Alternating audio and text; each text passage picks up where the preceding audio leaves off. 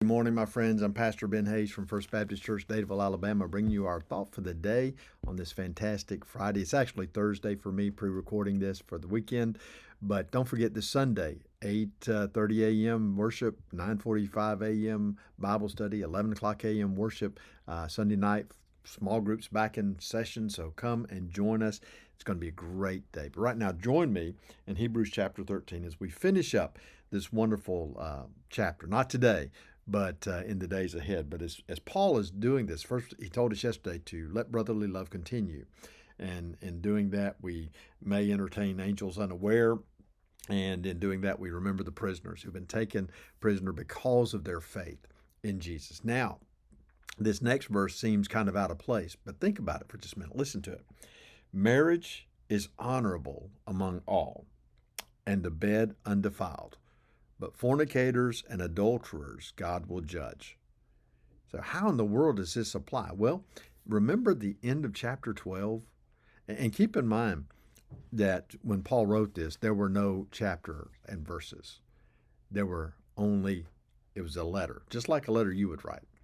And so there's no break in between there. And God says that He is a consuming fire. We need to serve Him with reverence and fear. So think about that.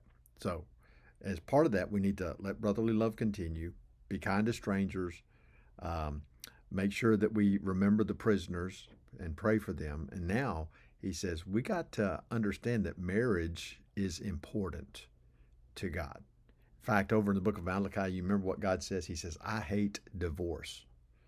God's very strong about that. Jesus told the Pharisees, he said, God, Moses granted you the ability to write certificates of divorce only because of the hardness of your heart. God doesn't want divorce. God wants us to honor marriage. Marriage is sacred before God because it pictures for us His relationship to His church. Now think about that. God is never going to divorce His church. Even when we stumble and fall, even when we rebel against Him, even when we do stupid stuff and bring shame to His name, He still holds firmly to His church. He honors that marriage relationship. There's nothing that's going to ever stop Him from doing that. He said, we must honor marriage because marriage is honorable among all and the bed undefiled. What he's talking about is we got to be faithful. We've got to be faithful to our spouses. We've got to be faithful to our Father. And it doesn't matter what anybody else does. That's what we have to do. But look what he says. But fornicators and adulterers God will judge. Those, and basically what he's talking about is those who disrespect the marriage bed, those who disrespect the institution of marriage, they will be judged. Now, listen. Do Christians ever get divorced? Yes. Do Christians ever stumble into sin and commit adultery? Yes. Will God forgive them? Absolutely. But can I tell you, you'll face the consequences of your choices. And there are always consequences to sinful choices, even for believers. Maybe those consequences will be physical. Maybe those consequences will be financial. They will definitely be spiritual. Because understand, God is going to discipline those whom He loves. So we need to honor marriage in every way. He says, let your conduct be without covetousness. Be content with such things as you have. All right, now let me pause there. Can you see how that's connected with the previous verse? Let your conduct be without covetousness. Remember the 10 Commandments? Thou shalt not covet your neighbor's wife. That's what we're talking about here. He's connecting all of this together.